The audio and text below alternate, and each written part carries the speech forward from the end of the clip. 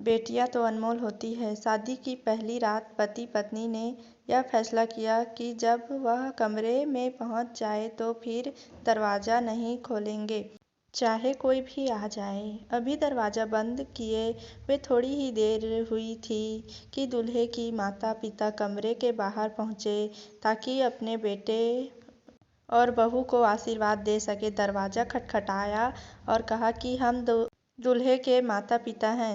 दूल्हा दुल्हन ने एक दूसरे की तरफ देखा। दूल्हा तो दरवाज़ा खोलना चाहता था लेकिन उसे अपना फैसला याद आया और उसने दरवाज़ा नहीं खोला। उसके माता पिता वहाँ से लौट गए। अभी कुछ देर ही हुई थी कि दुल्हन के माता पिता भी दूल्हे के घर पहुँचे ताकि वह भी उन्हें आशीर्वाद दे सके। एक बार फिर कमरे का दरवाज़ा खटखटाया और बताया गया कि दुल्हन के माता पिता आए हैं।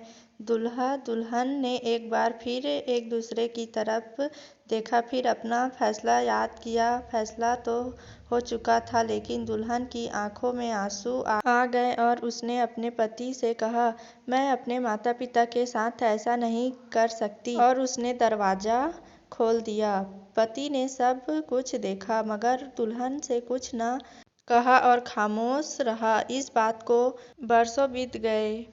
उसके यहाँ 2 बेटे के बाद तीसरी बेटी पैदा हुई। पति ने नन्ही गुड़िया के इस दुनिया में आने की खुशी में बहुत बड़ी पार्टी का आयोजन किया था और इस पार्टी में सभी को न्योता भेजा गया और खूब खुशियाँ मनाई गई। उस रात पति पत्नी ने अपने पति से पूछा कि आखिर क्या वजह है कि आपने इतनी बड़ी पार्टी का आयोजन किया, जबकि इससे पहले हमारे 2 बच्चों के पैदा होने पर हमने यह सब कुछ नहीं किया था।